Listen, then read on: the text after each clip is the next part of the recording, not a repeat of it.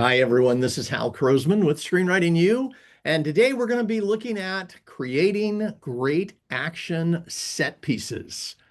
Now, my assumption is that you're somebody who is writing action or wants to.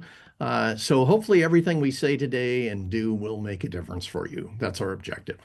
So we'll start out by looking at the key components of an action set piece so that you're really clear on those. From there, we'll go to how to create those action set pieces. In the midst of that, I'll do an analysis of the horse stable scene. Hopefully you had a chance to watch that. If you didn't recently, you will probably remember it almost instantly once we start talking about it. I'll do a quick demo to show you a way to create unique action scripts and stories that make it easy for you to be able to step in and create something, write something. And then we'll talk about the upcoming class, Writing Killer Action Scripts. For those of you who want to win contest or get your script optioned or into an agent or manager or any of those kinds of things. So let's do this. First, just kind of a quick review on types of action. There's fights. There's all kinds of types of action. I'm just going to give you the general ones here. There's fights, right? Which of course show up in John Wick. There's chases. He's being chased all the way through John Wick 3. There's stunts. We see a lot of those. Destruction. Things are being broken and like when he's in the hall of weapons, they end up breaking all those windows and throwing weapons at each other. There's escapes, which is what he's trying to do throughout that entire movie. And there are rescues. So if you can become great at writing every one of these and getting as much drama, as much action, as much interest and emotion as possible, you're going to be a great writer. And that's what we're all working towards, right? So, key components of an action set piece. First, let's be clear on what this is. An action set piece. This is an action sequence that stands out due to its size, spectacle, or thrilling nature. It wows the audience. So when somebody says the words action set piece, what you want to be thinking is, what's the big action that people will remember this screenplay for or this movie for? And usually, especially nowadays, there's going to be, 3 or 4 really strong action set pieces in any kind of major action movie. Maybe more, but if every single one of them is like shocking, surprising, beyond what we've ever seen or that kind of thing, it has a tendency to make some of the most important ones not stand out. So what you're looking to do is to be able to take an action scene and double or triple the impact of it, and the spectacle of it, where they go right there. So the components. First, you've got intense action. So when you're thinking about writing this, be thinking, what is the intense action? Not just light, not something we've seen before. You've got some kind of major conflict happening there, right? Which is obviously, if there's action, especially if it's this kind of action, there clearly is some kind of conflict. But if you're looking at like action stories, what we just had a new Brad Pitt one come out that has action in it, but most of it isn't violent. But there's still, you want to build some kind of major conflict into what's going on so the audience is deeply engaged in it. You want to have unique visuals. What can you present that's something surprising visually and entertaining? And of course, does all of these other things. And then it needs to be integral to the story. I've seen some action scripts where they'll suddenly burst into a chase scene and it wasn't set up and it didn't have anything to do with the story. Maybe that was just the person was going along as they were writing it and they thought, wow, I'll just put a chase scene in here. But they didn't think of setting it up and really making it fit. So you want to do that. We should never go into an action scene and go, why is this happening? Right? So that's important. Here's what's not a set piece. Let's say John Wick gets into a three-punch fight, knocks the guy out, and runs. Now there's action there. There's danger to John maybe, and maybe the person he just knocks out. But this isn't a set piece. This isn't something that people are going to go, oh my God, you've got to see that. Because that's what we're looking for. We're looking for the, oh my God experience kind of thing. So starting out, knowing that, now let's talk about how to do it. So step one, question is, what is the unique action, right? This is a really important word here. Action audiences have seen everything. And our job is to find some way to make it unique, find some way to have it stand out, find some way to cause the person watching to go, oh my God, that's amazing. So first, what haven't we seen with this type of action? You may have the same kind of chase scene, but is there something you could do that we haven't seen? Something different, something that's outside the box. The person being chased jumped into a car that was full of ants, and now they're being bitten like crazy the whole time it's happened. I don't know. I'm just making things up. But it's like you want to do that. You want to ask those kinds of questions so that you can come up with something that's unique, that's compelling, something that there is some aspect of it that we haven't seen before. What new kind of component, a weapon, vehicle, whatever, could be used, right? How could, if they're in, like, let's say they're in a vehicle, a chase, is there something they could be chased in? They could be in while they're being chased or being chased by that we haven't seen.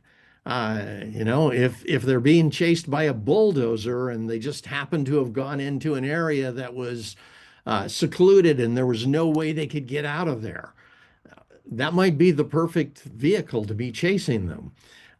What haven't we seen again? So, how can the same situation, same weapon, same conflict be presented differently?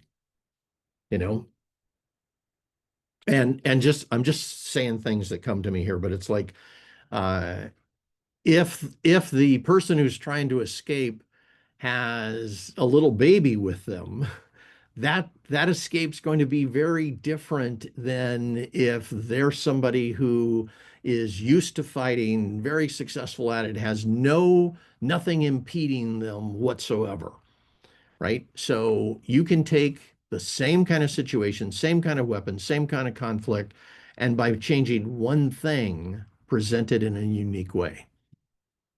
And then what new danger could surprise the hero?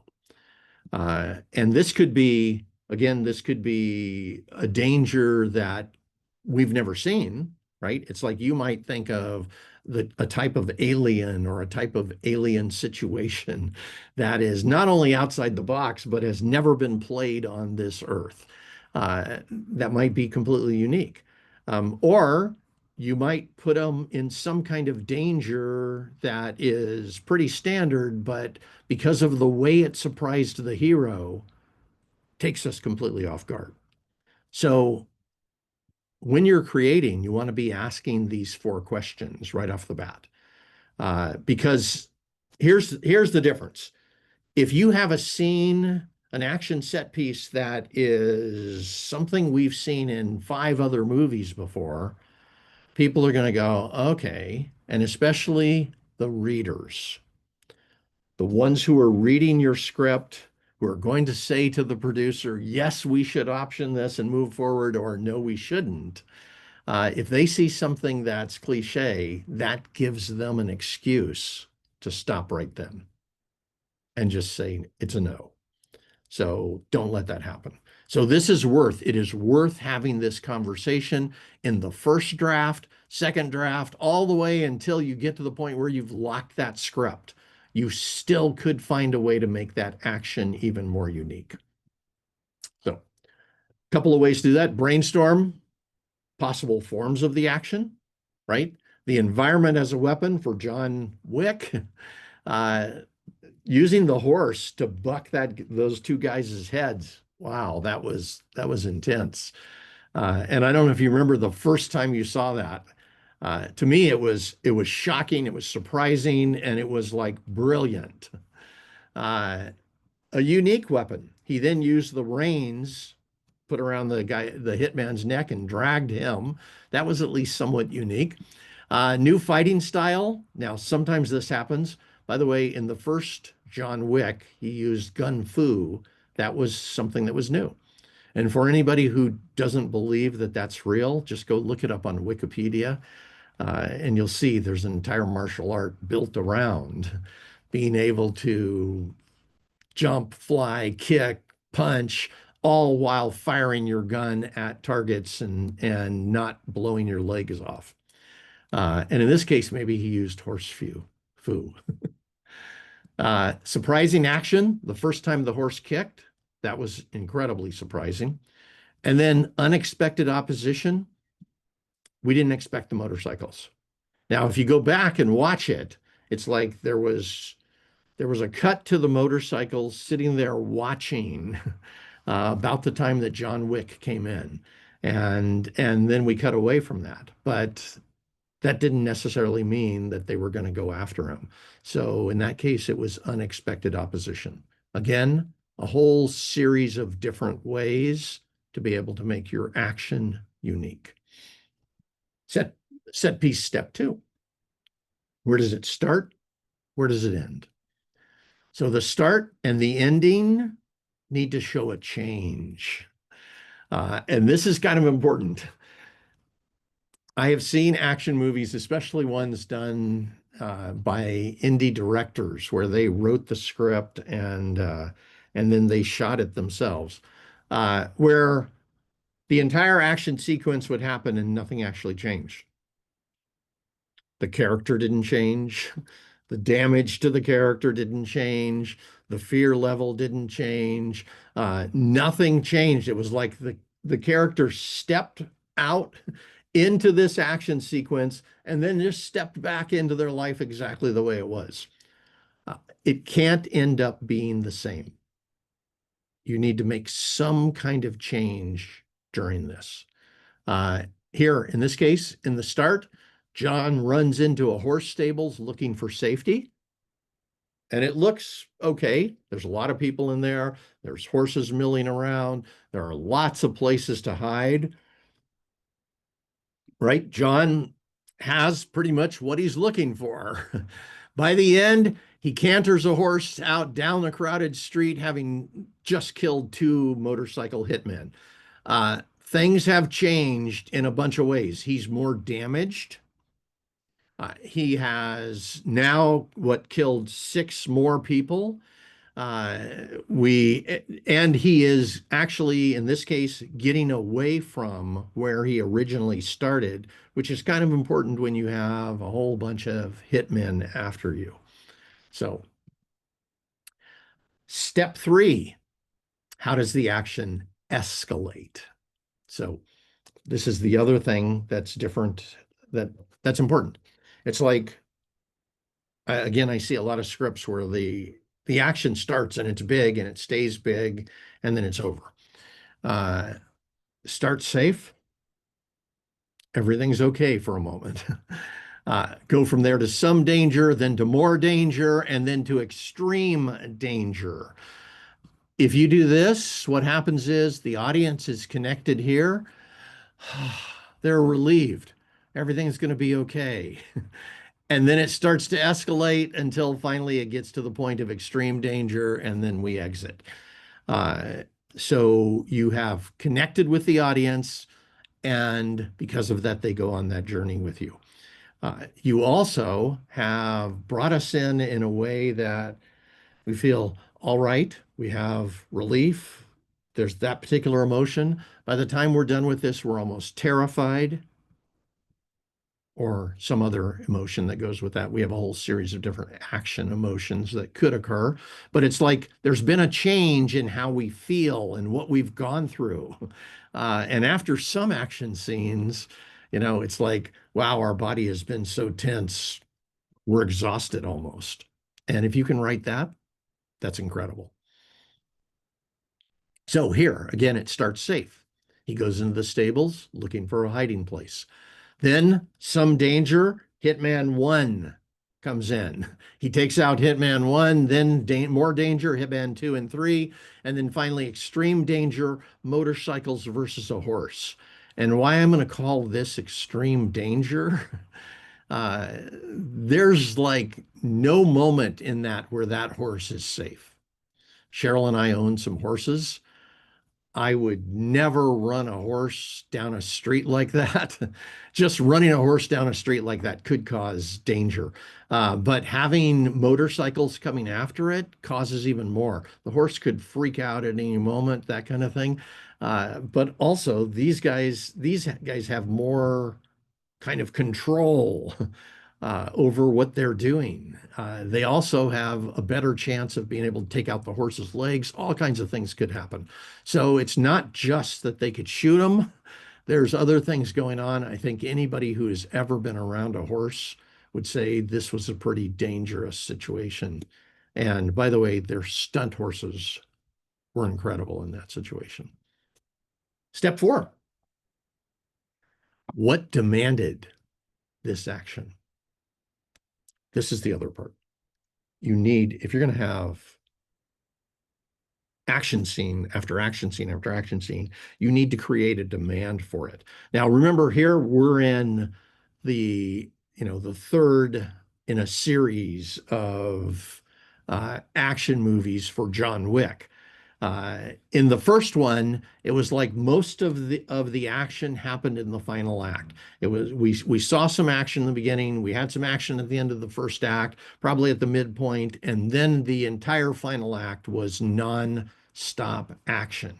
But it was demanded. There was a reason. And by the way, if you went back and you watched that first John Wick, and let's say you were late to the theater, you came in at the end of the first act, the point at which, or middle, a little further in, the point at which he had decided he was going to go after these guys. What we would see basically is a guy doing mass murders, right? Because of the way they set it up, we actually went with him on that journey and rooted for him. So there were things that happened early on. First, there was the demand for the action, but there was also the way it was set up. The whole thing was set up so that we went on that journey with them. So that's part of what this is about. So know this, action happens for a reason.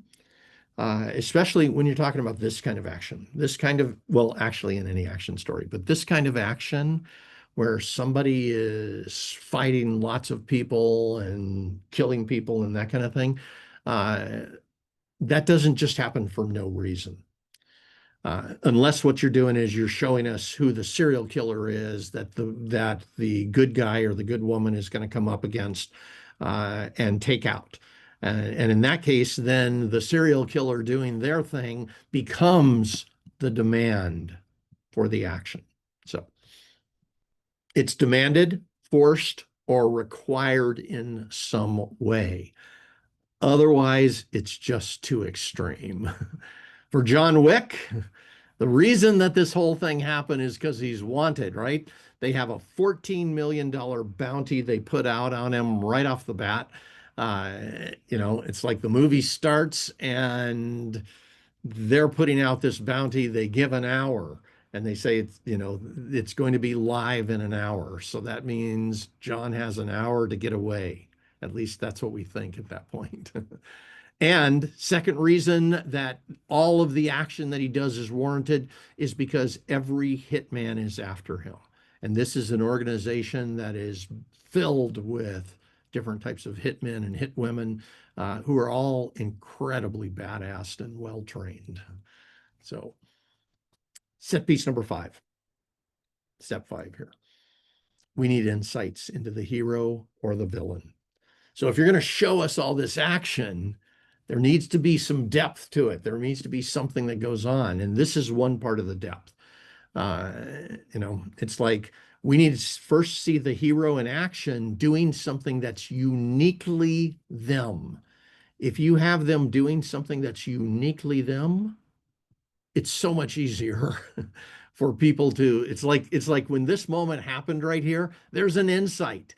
There's something that we learned in that moment. Not just that horses could kick, and by the way, you shouldn't be standing behind them ever.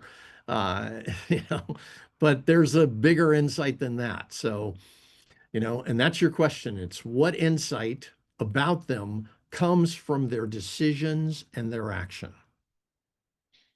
So what are we learning in the midst of this, right? We've got a character in action, and they're not just in action, they're in extreme action. So we should be seeing something that tells us something about them, right? And by the way, here's another part. Do they make a moral decision? So let's go over here. Let's take a look. Insight number 1 for John. The hitmen are good. All the hitmen that come after him are highly skilled, right? But John is creative in the midst of the fighting, right? He is creative under fire. He uses the environment as a weapon. So we saw that right there.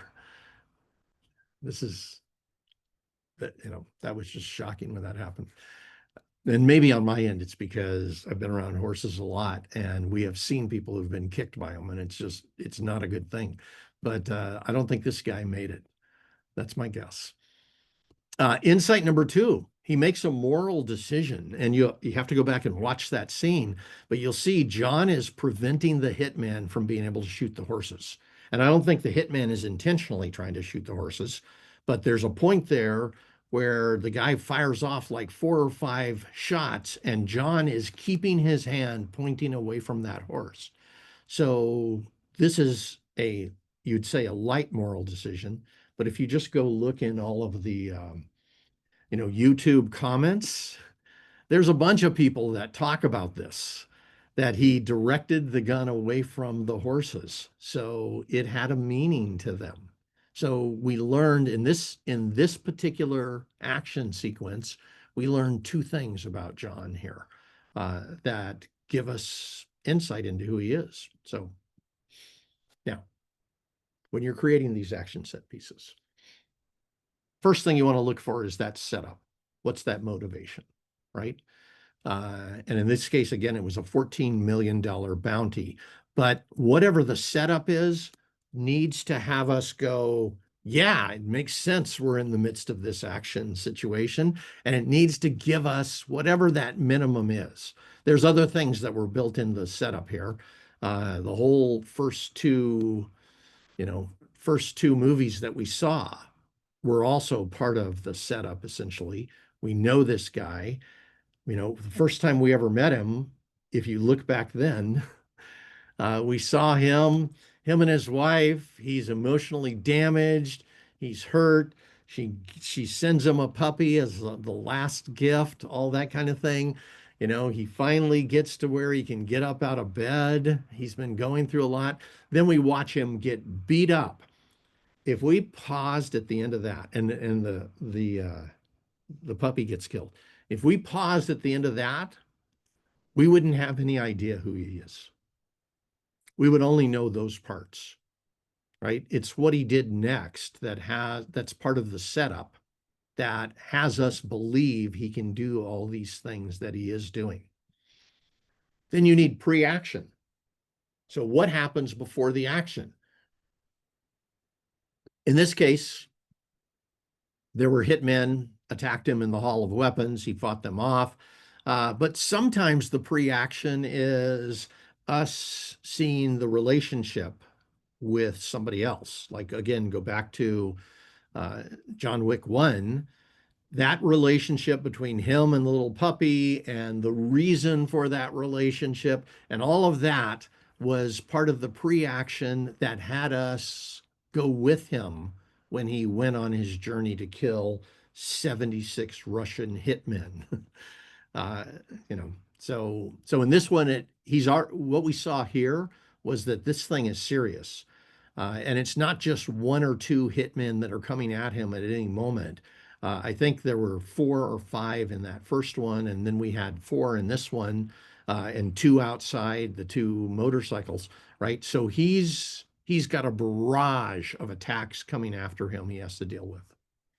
Then the action, fighting the 4 killers in the horse stable, right? The unique part to that, you need to build in using the horses as weapons. The post action, he escapes on a horse, and you'll see here he's fighting the motorcycle that's right over here.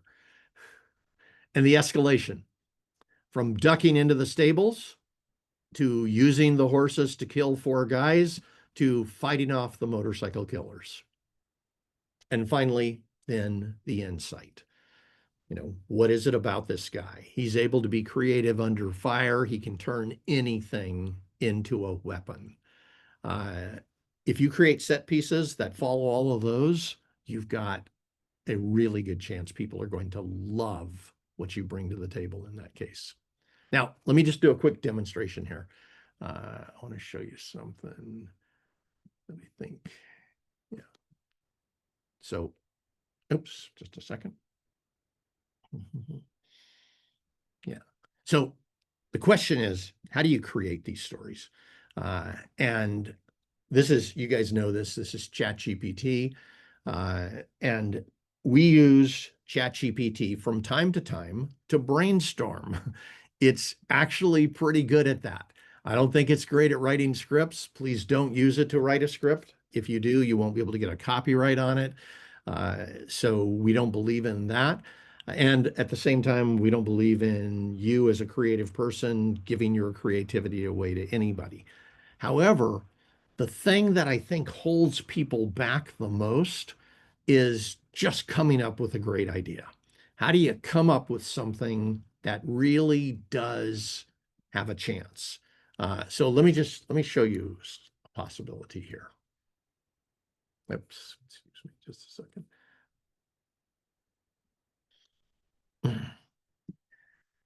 So what I did was I just put in an idea, and I used a prompt, a high-level prompt that we use. We've designed a whole bunch of prompts for how to be able to create and brainstorm better as a writer. But this was a simple idea. A high security moon prison collapses into underground tunnels that house aliens that are prepared to attack Earth. So that's something I thought of about 3 or 4 months ago. I haven't done anything with it. I just thought of it. It's just in a list of about 100 different ideas that I had. So I pulled that out for this. But basically what I'm doing is I'm asking it and had it create this, right? It's telling me the high concept, a version of the high concept, right? In this case, it came up with a war-hardened ex-soldier wrongly imprisoned in a maximum security lunar penitentiary must lead a breakout through hostile alien-infested tunnels to stop the impending invasion of Earth. So that's pretty much a version of what I said. It gives us a little more details and that kind of thing. It tells us who the hero is in this case. Not bad. Who the antagonist might be, gives us 1 or 2 sentences on each of those, gives us some of the basic conventions in the situation. So what's the demand for action? What's the mission? What's the escalating action? What's the final image? Now, what this does, just doing this one brainstorm session, is it sets it up so at least I can look at something and start to make a decision. Is this something I want to write? Now, the way I did that one is it doesn't just have one, it gives us actually 3 of these.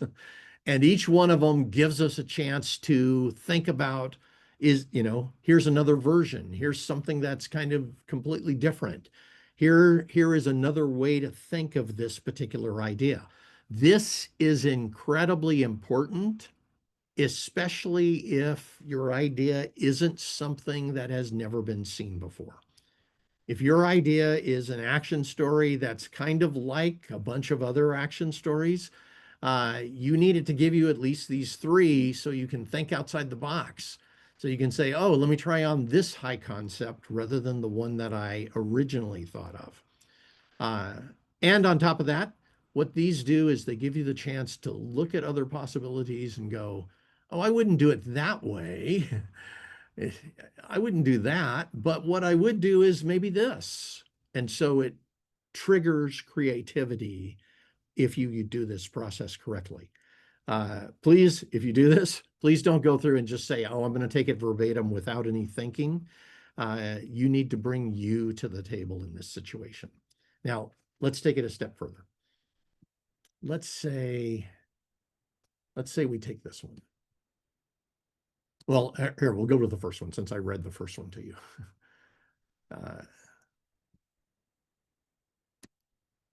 And by the way, you can take a look and see, do you like that title or would you like something different? But with this, just a moment. Now let me show you the next step.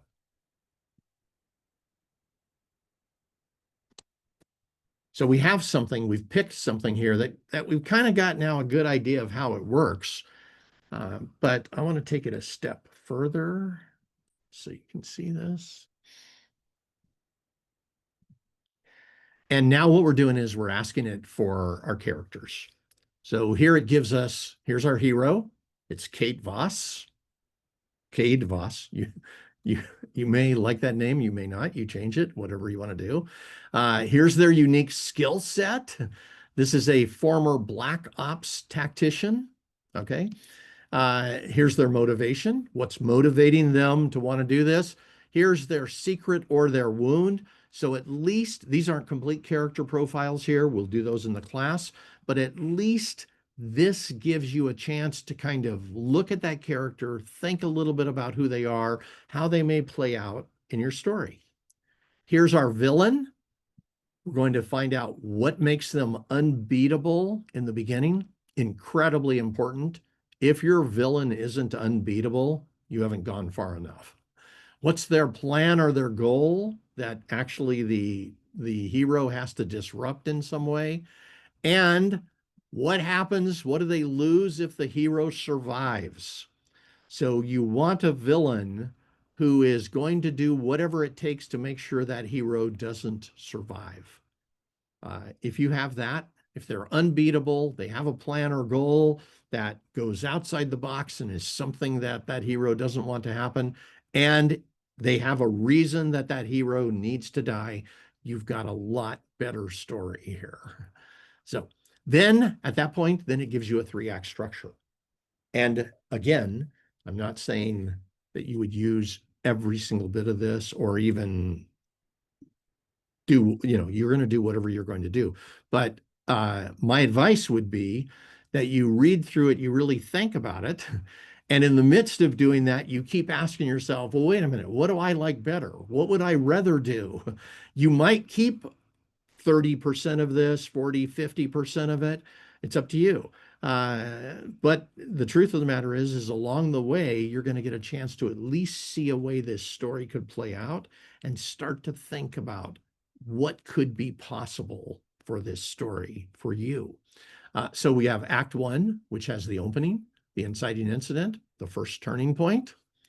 Then we go to Act 2, which has the hero comes up with a new plan. There's a midpoint twist and a major second act turning point, right? So we've got this midpoint twist, the right in the very middle. This is going to be some kind of major change. Second act turning point is the all is lost moment. And that finally takes us into the final act where we have the climax and the resolution. Now, again, what this does is it gives you a chance to see this story in action. Now, there's a reason why I'm showing you this. So let me just take you back for just a moment over here. And I just want you to see this possibility. So essentially, you're coming out, let's say you run this one time. You've got at least somewhat unique concept and title. You've got a hero and a villain, and you've got a 3-act structure. This is enough for you to be able to tell if this is something you want to write. And you can go back and, of course, you change anything that you think needs to be changed and you write it your own way. You're going to then be as creative as possible and come up with something absolutely amazing. Now, we'll take this a step further, and I'll tell you how this works in a moment here. But basically, you're going to spend 60 to 90 days writing an action script. If you go through our class, you'll spend 30 days getting the entire thing prepared, making sure every bit of it works, and then you'll spend about 30 days writing the drafts. The higher your skill level, the more creative you'll be. And I think anybody knows that. But also, the higher your skill level, the more successful you'll be once that script is done. So what if you came into it with professional level skills and made it truly amazing? Right? That's absolutely possible nowadays. You can use AI to brainstorm early ideas until you come up with something that you think is completely amazing and something unique we haven't seen. And then you bring it into this class and we go through every step of professional level action writing skills. We designed this class after I interviewed about 10 big action writers, including some of them who have written for Marvel. So the ones I interviewed have written some of the biggest movies we've seen in action. It starts, you're coming in with whatever you created. And by the way, what I'm going to recommend is that you use the AI to brainstorm at least 5 different possible ideas before you come in. So when you get here, you're going to pick the very best of those 5. You'll bring it into lesson 1, and you will make a series of changes to it that will make it even better. From there, we go to lesson 2. You're going to look at your hero and your villain because these sell the roles, and your job is to make sure these two are something that an actor would want to play. And there are specific things that actors want. We've interviewed a whole bunch of them and their actors' production companies to find out. That's built in. From there, you're going to choose the mission. What is the mission that this hero is on?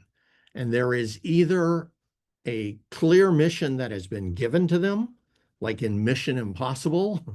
Your mission, should you decide to accept it, is, or there's an implied mission, as in what we just saw, John Wick 3.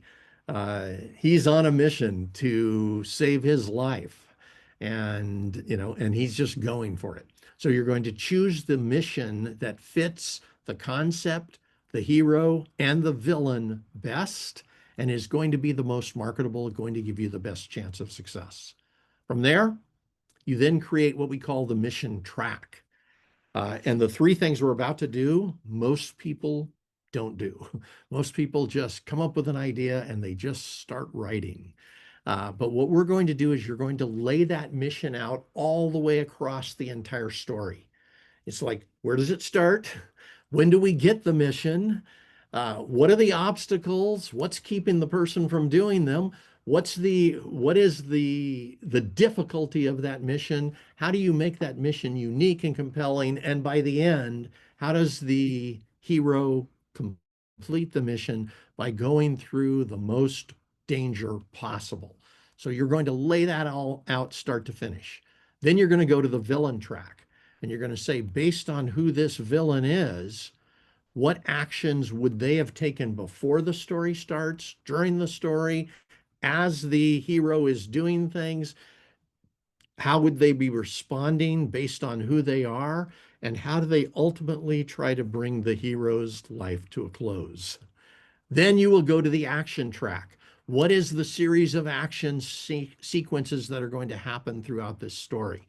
So I just walked you through one, so you had a chance to see it, but you'll create a whole series of them for your project, and it'll be based on what needs to happen in the first act, the second act, the final act. From there, you will put all of those together, and that will become your plot. Now, think about this for a moment. What most people do is they write dramas with action elements, or they'll write a drama and then they'll build some action into it. What we're doing is we are making the entire thing an incredibly strong action story in these tracks. So by the time you get to the point of putting together your plot, any action producer that reads your script will go, wow, this is an amazing action story. From there, we do the why do we care? Has to be in there. This is what had us go with John Wick through all three of these sequels that have happened after the first one, because we cared about him in the beginning. Then it's about building in twist, turns, reversals, and betrayal. And you need to become a master at these things. I know most people can come up with a couple of good twists and turns and that kind of thing, but you need to be able to brainstorm 10, 15, 20 for every major twist you're going to put in your story and come up with the absolute best that serves your story and surprises your audience. From there, now we're going to go into the action emotions. And we actually have a whole series of them here. I think there's like 10 action emotions. But these, it's like, I'm going to give you the easiest way to think about this. You'll be able to look at any scene and instantly know how to build suspense into it, how to build fear, how to build shock, how to build anguish or intrigue, right? All of these action emotions, there's a difference between when somebody has a character talking about it, like for instance, intrigue, versus the audience being deeply engaged in trying to understand what's going on under the surface and trying to figure out how's that going to impact this hero in this situation. From there, then you're going to compile your map, which will be all of this put together. And then you go into creating great action scenes. Now, we talked about little pieces of this today, but once you have this model, you'll be able to look at any action scene and just go, okay, I have a good idea here. How do I make it great? And then how do I deliver it in a way that causes the audiences to be deeply engaged? From there, I'm going to give you 5 ways to write nail-biting description. Strangely enough, this is the question I get most from people. They'll say, how do I write the action description in a way that causes the reader to feel it? Right? And it's like, yeah, there's certain ways to do that. And we actually have a couple of them here. But I'm going to give you 5 specific ways that we've seen in all the best scripts on how to actually write it so that the reader lives it as they read through it. So it's not just a whole bunch of information. It's not just a bunch of story beats. It actually is something that causes the reader to see it and to feel it every step of the way. So this program, it starts on, let's see, July 7th. That gives you about a week or so to be able to brainstorm ideas. As soon as you sign up, you will get the prompts so that you can start immediately brainstorming. I'm going to give you a special in just a moment here, but when you get the prompts, what I suggest is you go over to ChatGPT and you at least run one version through like what you just saw me do, and stand back and look at them and see if there's something there you want to write. Then spend a day or so thinking about it, working with it, and then create the next one. Do that with at least 3 to 5, and you will end up with a project that's incredible that you will bring into this class and you will write in a way that is the best writing you've ever done in your life. Normal price on this class is $199. Here's the special. All you got to do is write down this link right here. This is for the first 10. For the first 10, you get in at not $199, you get in at $97. That will save you $102. And it'll mean that you'll be able to go through this class and create something incredible. For the second 10, you'll get in at 129. The third 10 are at 149, and then it goes up to full price. So if this is something, if you've been wanting to write action scripts that give you a real chance of winning contests, that give you a real chance of getting them into producers, and maybe even having an agent or manager at some point along the way, coming in with a great action script, if that's what you want to write, will cause them all to see you as an incredible writer. Write this link down if you want to get the special price, bit.ly/action dash screenplay. Put it in your browser where you normally put a web address, click return, and you'll be able to see what price is still available. Again, the first 10, instead of 199, get in at 97. The second 10 get in at 129, third at 149, and then it goes up to the full price. So whatever price you get in at this, I promise you, this will change your life as an action writer. And if you're entering contests and that kind of thing, here you're spending about $100 to be able to master this skill set, because you're going to spend between 50 to 70 in order to enter those contests. And this will give you 5 times the chance of success. So come join us. I promise you, you will love this program and what it does for your action screenplay. With that, it was great hanging out with you. This is Hal Krosman with Screenwriting U, wishing you the absolute best in your writing and the best with your action screenplay that you create with us. Bye-bye, everyone.